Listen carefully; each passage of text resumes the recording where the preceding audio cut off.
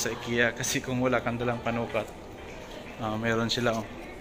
Meron lang akong susukatin dito kasi parang perfect na perfect to eh. Ito guys, white kasi bagay doon sa mga upuan. So yung price niya para 6,990. Pero maganda, sulit. Pasok na yata to sa hinahanap natin. Pull out natin to, tapos pipicturean ko. First time ko bumili dito sa IKEA. Self-service pala dito. Pipicturean yung rack number, tapos section, tapos punta tayo sa third floor. Hanapin natin doon sa kung saan siya nakalagay. Tapos bubuhatin na natin. Uwi na. Wala na, naligaw na ako.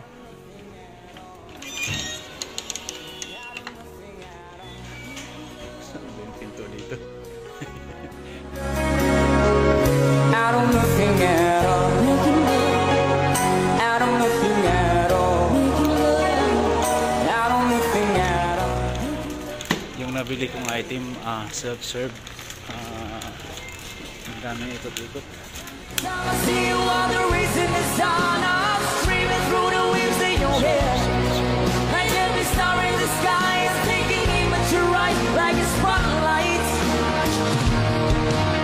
The beating of my heart is a drum. So ganito pala dito, pagka may napili ka na doon sa showroom, dito mo na hanapin. Yun yung mga self-serve. Hanapin mo na dito sa mga rack na ito, kung saan nakalagay yung item na napili mo. So ito na nga yung natin napili na nabibilhin, yung naghanap natin doon sa showroom.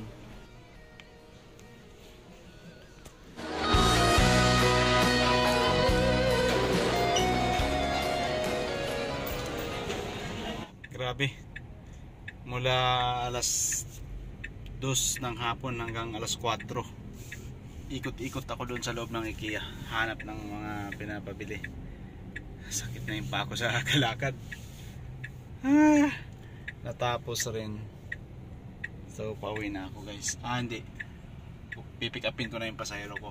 So tamang-tama, pagdating doon makapahinga ng konti, tapos babiyahe na naman mula dito sa MOA pabalik ng Quezon City. Mga 1 oras na naman mahigit yung travel time natin mamaya kasi pag pauwi doon sobrang traffic. Good luck! Bye bye!